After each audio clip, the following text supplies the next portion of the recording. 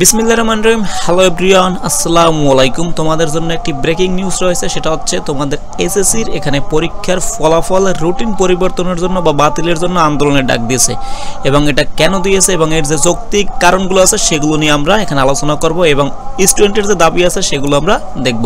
আচ্ছা, এসএসসি 2025 এখানে পরীক্ষার রুটিন বাতিলের আন্দোলন সকাল 9টা থেকে বিকেল 5টা পর্যন্ত পরীক্ষার রুটিন বাতিলের দাবিতে আন্দোলনের ডাক দিয়েছে। আন্দোলনের স্থান হচ্ছে সচিবালয় এবং শিক্ষা বোর্ডের সামনে স্টুডেন্টরা আন্দোলন করবে। আচ্ছা, পরীক্ষার্থীদের আন্দোলনের পিছনের যে দাবিগুলো, রমজানের পর এসএসসি পরীক্ষা হওয়ায় শিক্ষার্থীরা ঠিকমতো পড়াশোনা করতে পারেনি। ঠিক আছে, এটা একটা যৌক্তিক কারণ। রমজান মাসে এরা যেহেতু একটু ছোট, পড়াশোনা করতে অনেক কষ্ট হচ্ছে। একটানা 4 দিন পরীক্ষা নেওয়া যাবে না। পরীক্ষার মধ্যে অবশ্যই ছুটি দাবি করছে।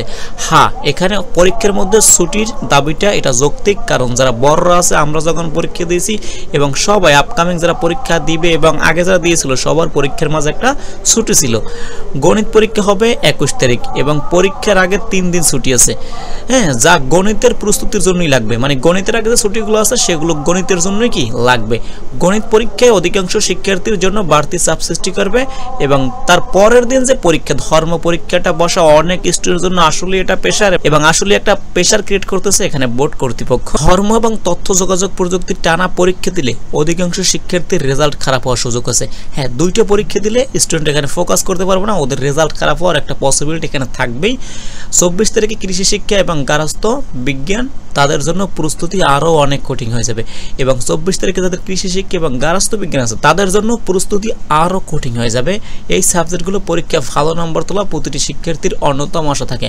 হ্যাঁ, অনেকে এখানে যে কঠিন সাবজেক্টগুলো আছে ম্যাথ, ইংলিশ, সেগুলোতে ভালো একটা নাম্বার ক্যারি করতে পারে না।